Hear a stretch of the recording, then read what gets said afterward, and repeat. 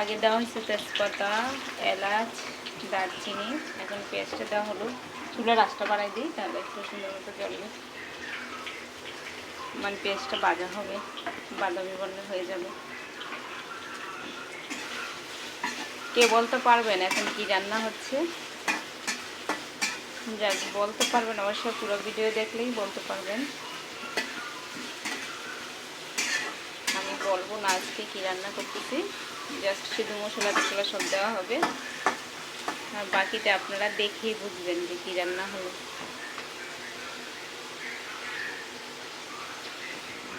তো রান্নার জন্য এখানে আছে, এটা হলো বাদাম, কাজু বাদাম বাটা, আদা, রসুন, আর হলো পেঁয়াজ, আর এখানে আছে টক দই। এখন ভালোভাবে নেড়ে ভাজা ভাজা করে বাদামি বর্ণ আসলে তারপরেই বাকিগুলো দেওয়া হবে।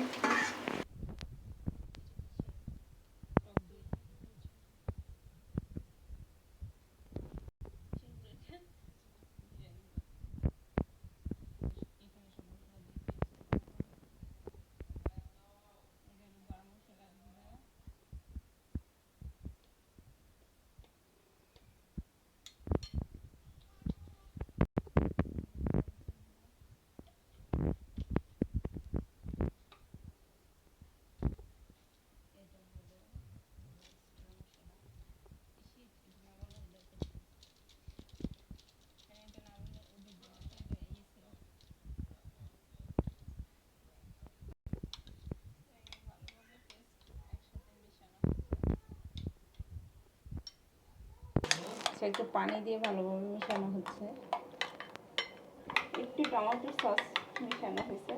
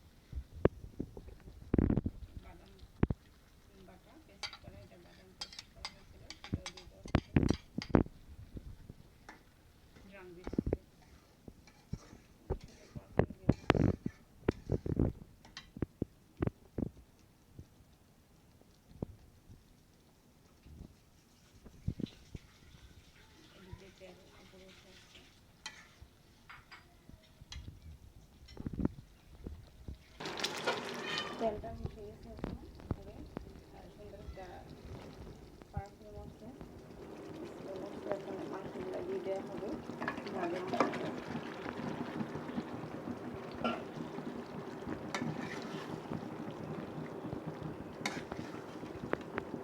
আর এখানে পোলাও হয়ে গেছে।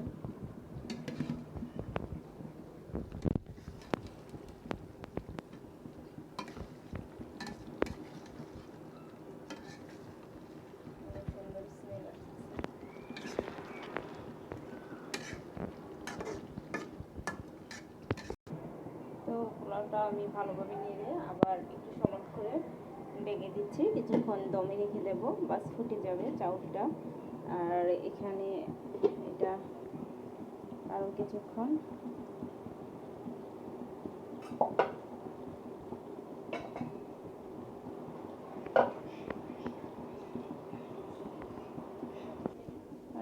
নাড়াচাড়া করে নিতে হবে, মাংসটা ভালো সিদ্ধ না হওয়া পর্যন্ত।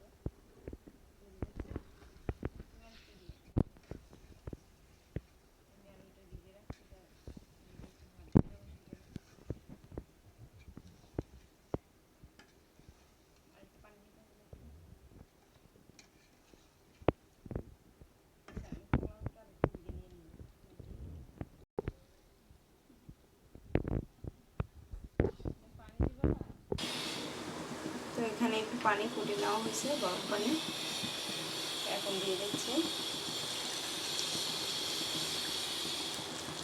পরিমাণ মতো পানিটা দেওয়া হবে।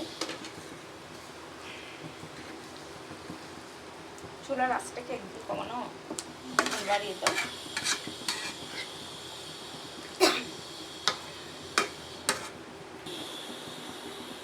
আঁচ কমানো থাকবে, লেগেছে। আচ্ছা আচ্ছা, একটু ঢেকে দিতে হবে। ঝোলটাও শুকিয়ে আসছে, সুন্দর একটা কালার চলে আসছে, আর মানে প্রায় শেষ পর্যায়ে চলে আসছে। আর কিছুক্ষণ রেখে চুলার আঁচ বন্ধ করে দেওয়া হবে।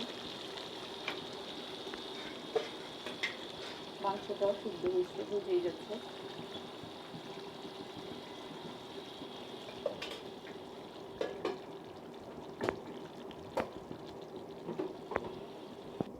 এখানে বেস্তা ভাজা আছে, এটা বেস্তা ভাজা দেওয়া হবে এখানে, আর এখানে একটু দুধ দেওয়া হচ্ছে।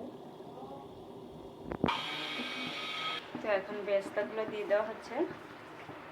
বেস্তাটা দেওয়ার কারণ হলো যে কালারটা খুব সুন্দর হবে আর স্বাদটা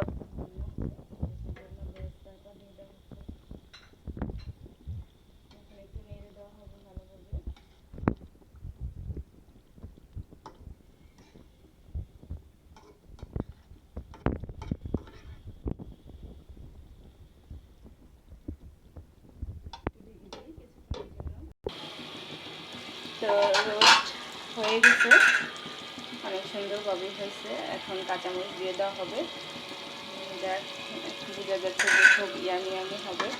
জানি না এই গরমে রোস্ট কীভাবে খাবো, তারপরেও মনে হচ্ছে যে কোনো সমস্যা হবে না, কারণ এখানে মশলার পরিমাণটা খুবই সামান্যভাবে সব কিছুই দেওয়া হয়েছে।